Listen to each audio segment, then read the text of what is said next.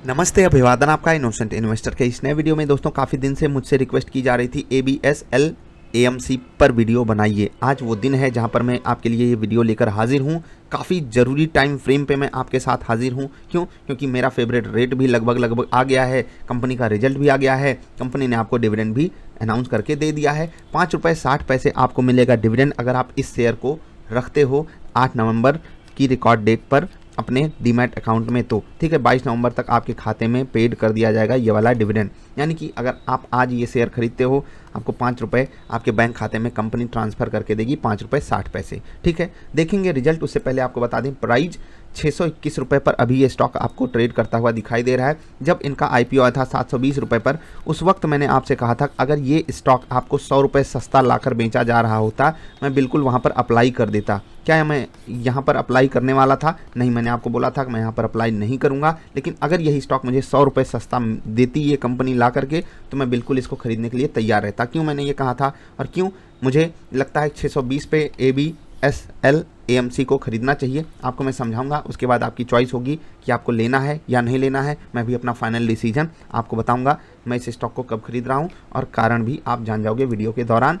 पहले हम देखेंगे रिजल्ट, और इस रिजल्ट में आपको सब कुछ मिल जाएगा, क्योंकि पहली बार कंपनी आई है IPO के बाद। जब हमारे सामने रिजल्ट पेश की है तो काफ़ी चीज़ें इन डेप्थ रहती हैं। अगर आप रिजल्ट जाकर पढ़ोगे आपको काफ़ी मज़ा आने वाला है। इसी बीच मैं आपसे रिक्वेस्ट कर रहा हूँ कि आप वीडियो लाइक कर लेंगे तो मुझे थोड़ा सा अच्छा फील होता है। चलिए, आप IPO वाली वीडियो ज़रूर जाकर देखना, वहाँ पर मैंने कई सारी बातें कही थी। उसके बाद अब ये वीडियो आपके लिए रिजल्ट पर है। तो रिजल्ट हम देखेंगे, डिविडेंड मैंने आपको बता ही दिया। अगर हम केवल रेवेन्यू के टर्म्स में देखें तो रिजल्ट में कोई दिक्कत है?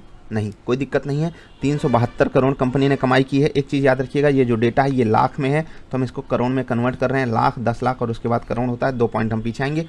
372 करोड़ इनकी इनकम हुई है 30 सितंबर वाले क्वार्टर में, मतलब अभी जो सेकंड क्वार्टर खत्म हुआ है यहाँ पर 372 करोड़ की इनकम 336 के मुकाबले अच्छी है ना? जी हाँ, बिल्कुल अच्छी है। 290 के मुकाबले काफ़ी अच्छी है। यानी कि एसेट मैनेजमेंट कंपनियों का जो बिजनेस है वो तो लाजवाब है ही, और उसमें ग्रोथ भी आपको देखने को मिल रही है। इससे अच्छा कुछ हो नहीं सकता। काफ़ी कमाल है, और मुझे काफ़ी यहाँ पर पसंदीदा बात भी लग रही है कि कंपनी जो है वो लगातार ग्रोथ वाले रास्ते पर है। यहाँ पर इस चीज़ को हमें पॉजिटिव लेना चाहिए। खर्चे देख लेते हैं। 141 करोड़ इन्होंने खर्च किया, 130 के मुकाबले 127 के मुकाबले। खर्चे भी बढ़ने भी चाहिए उसी रेशियो में, क्योंकि एम्प्लॉयज़ के ऊपर आपको ज़्यादा खर्चा करना ही पड़ेगा।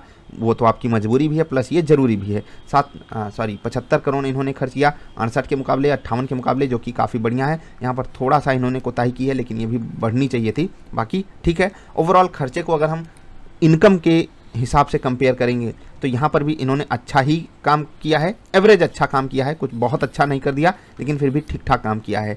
अब हम नेट प्रॉफिट की बात कर लेते हैं। 173 करोड़ 154 करोड़ के मुकाबले अच्छा है ना? जी हाँ, अच्छा है। आप देखोगे सीधे 20 करोड़ या 19 करोड़, तो एकदम प्रिसाइज होकर के आप कैलकुलेट करोगे 19 करोड़ के आसपास इनकी इनकम बढ़ी है। अच्छी बात है, बहुत अच्छी बात है। 125 करोड़ से कंपेयर करोगे तो यहाँ पर आपको 50 करोड़ इनकम बढ़ती हुई दिखाई देगी पिछले साल के इसी क्वार्टर से। अच्छी बात है ना? जी हाँ, एक छोटी कंपनी के लिए ये सच में एक बड़ी बात है।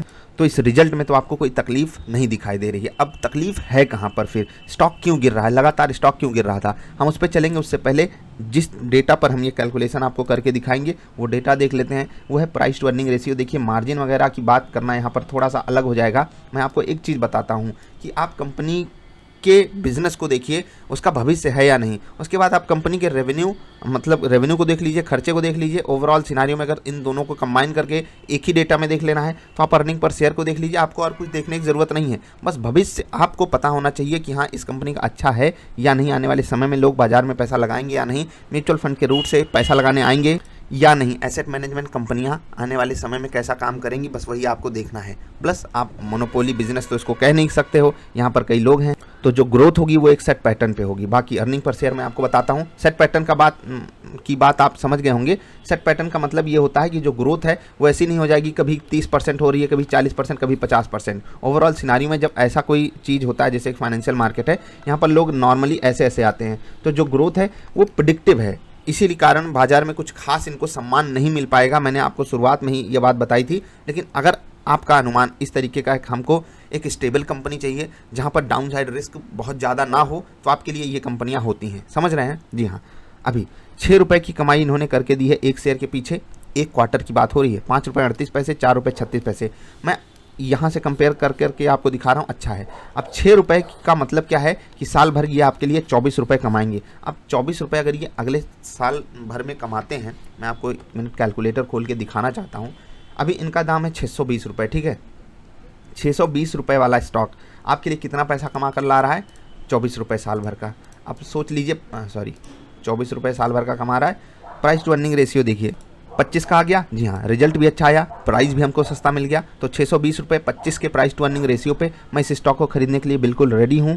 जब भी आपको स्टॉक खरीदते होंगे तो आपके पास 2-3 पैरामीटर्स होते होंगे चेक करने के लिए। मूविंग एवरेजेस पे सपोर्ट ले रहा है, रिवर्सल दिखा रहा है, या आपने पहले से ही अगर कोई प्राइस डिसाइड करके रखा था, वो प्राइस तो आ गया है, लेकिन ऐसा तो नहीं है कि कोई न्यूज़ वगैरह चल रही हो। पहले तो ये गिरावट क्यों आ रही है? मार्केट की एक्सपेक्टेशन क्या थी इनसे कुछ बेटर करने की? जो AMC वाला बिजनेस है HDFC का, वहाँ पर भी कुछ खास आपको परफॉर्मेंस दिखी नहीं है। तो वही होता है ना कि जब इनके शेयर होल्डर्स HDFC AMC का चार्ट एक बार देखते हैं तो उन्हें थोड़ी सी नर्वसनेस फील होती है। लेकिन मैं आपको एक बात कह सकता हूं कि अगर आप कम रिस्क टेकिंग कंपनी में पैसा लगाना चाहते हो तो ये कंपनी आपके लिए है, क्योंकि ये कमाई आपके लिए कर रही है। और दोस्त 24 रुपये एक 600 की कंपनी अगर आपके लिए कमा रही है ना साल भर में, समझ लीजिए इस महंगाई के दौर में आपको एक फेयरली वैल्यूड कंपनी मिल रही है। जनरली एक अच्छी कंपनी इतने अच्छे वैल्यूएशन पे मिलती नहीं है। तो ABSL AMC को मैं खरीदना चाहूँगा। क्या HDFC AMC के सामने मैं इसको खरीद लूँगा अभी के सिनारियो में? जी हाँ, उसकी जगह मैं इसको प्रेफर करूँगा खरीदना। लेकिन याद रखिएगा वो भी ऊपर से काफ़ी गिरा हुआ है। अगर भागेगा कोई पहले तो वही भागेगा और उसके पीछे ये भी भागेगा। मैं यहाँ पर जो भी पैसा लगाऊंगा कम से कम मेरा टाइम होराइजन 3 से 5 साल का होना चाहिए, तभी मैं यहाँ पर आपको पैसा लगाने की सलाह दे सकता हूँ। 620 मुझे रेट पसंद है। डायरेक्टली फॉलिंग नाइफ तो नहीं पकड़नी चाहिए, लेकिन फिर भी मैं आपको एक बार सलाह दे सकता हूँ कि 10-15% आप यहाँ पर पैसा लगा सकते हो। अगर ये आपको 555-550 के आसपास वापस मिलता है तो आप वहाँ पर ऐड कीजिएगा, धीरे धीरे क्वांटिटी ऐड कीजिए। रिवर्सल मिल जाए, स्विंग ट्रेड वगैरह पकड़ लीजिए। मैंने आपको वो तो पकड़ना सिखाया ही है, कैसे आपको एक प्राइस पॉइंट डिसाइड कर लेना चाहिए, उस प्राइस के ऊपर निकले। और प्राइस मतलब वो जो लेवल है वो कहाँ से निकालते हैं, आपके लिए फ्री में चैनल पे वीडियोस अवेलेबल हैं, जाकर देखिए, आपको सब कुछ समझ में आ जाएगा। एक नटसेल में आपको बातें समझा देते हैं। स्टॉक क्यों गिर रहा है? स्टॉक इसलिए गिर रहा है, पहली चीज़ वैल्यूएशन, ठीक है। दूसरी चीज़, अभी मार्केट में जो चॉइसेस हैं वो काफ़ी ज़्यादा बेटर हैं, यानी कि जो भागने वाले स्टॉक्स हैं, यानी कि हाई पी स्टॉक्स हैं, उनको अभी बाजार ज़्यादा सम्मान दे रही है, लिक्विडिटी ज़्यादा है। इसी कारण ऐसे स्टॉक्स पे लोग ध्यान नहीं दे रहे हैं। प्लस HDFC AMC का जो चार्ट है वो भी कुछ खास बना नहीं हुआ है, वहाँ पर भी कुछ खास परफॉर्मेंस आपको दिख नहीं रही है। बाकी प्रेडिक्टिव बिजनेस है, कोई दिक्कत यहाँ पर होगी नहीं। अब एक आपके लिए बोनस टिप, जो लोग अभी तक वीडियो छोड़कर जा चुके हैं उनके लिए ये बोनस टिप नहीं रहेगी। एक चीज़ याद रखिएगा, 30 दिन बाद यहाँ पर जो बड़े प्लेयर्स होते हैं उन्हें एग्जिट का एक मौका दिया जाता है। हो सकता है वो एग्जिट करें और ये स्टॉक और गिरे, तो मैं इस स्टॉक को लेने के लिए अभी थोड़ा और इंतज़ार करना चाहूँगा। बस कुछ ही दिन बाकी हैं, आप उसको कैलकुलेट कीजिएगा, कुछ ही दिन बाकी हैं। या तो उससे पहले मुझे रिवर्सल दिखाई देगा तो मैं खरीदूँगा, या फिर उस दिन के बाद, उस दिन के 1-2 दिन के भीतर ही मैं इस स्टॉक को खरीदना चाहूँगा। इस रेट पर अपने पोर्टफोलियो में बिल्कुल ऐड करना चाहूँगा। इस दिवाली पर भी आपको ये स्टॉक खरीद के रखना चाहिए, अगले 3 से 5 सालों के लिए ठीक ठाक आपको रिटर्न ला कर देगा। सेंसेक्स के आसपास का रिटर्न आप इससे एक्सपेक्ट कर सकते हो, इवन थोड़ा सा उससे ज़्यादा ही, ठीक। फेयरली वैल्यूड कंपनी अगर आप खरीदना चाहते हो तो ये उनमें से एक है। ज़रूरी नहीं कि आप इसी में पैसा लगा दो, आप अपनी रिसर्च ज़रूर कीजिएगा, अपने फाइनेंशियल एडवाइज़र से सलाह ज़रूर लीजिएगा। मुझे कंपनी पसंद है, बस प्राइस नहीं पसंद था, अब प्राइस मुझे पसंद आ रहा है, लेकिन फिर भी खरीदना कब है वो मैंने आपको सलाह दे ही दी। रिजल्ट दमदार आया ही है, कंपनी ने आपको डिविडेंड दिया ही है, और क्या चाहिए दोस्त, आपको एक कंपनी से और क्या उम्मीदें होती हैं? बताइएगा ज़रूर। कंपनी को अपनी रडार पे रखिएगा, स्टॉक प्राइस जैसे ही भागे आप उसको पकड़ने की कोशिश कीजिएगा। पकड़ने की वीडियोज़ आपके लिए चैनल पर मिल जाएंगी। जिनके पास स्टॉक पहले से है मैं आपको यही रिकमेंड करूंगा कि थोड़ा इंतजार कर लीजिए, 10 तारीख तक का, दिवाली बाद आपको बढ़िया एक यहाँ पर ऑप्शन मिल सकता है ऐड करने का, एवरेज करने का, क्योंकि वहीं पर बड़ा प्लेयर एग्जिट करना चाहेगा एक बार के लिए। उनका 1 महीने का लॉक इन पीरियड होता है, ये तो आप जानते ही होंगे। अगर नहीं जानते जरा इस पर रिसर्च कीजिएगा। हम फिर से मिलेंगे ढेर सारी अच्छी वाली वीडियोज़ में। वीडियो पसंद आए तो लाइक कर देना, कोई सवाल सुझाव हो तो कमेंट करना, कोई दिक्कत हो तो व्हाट्सएप पे बता देना। अभी इतना ही, नमस्कार।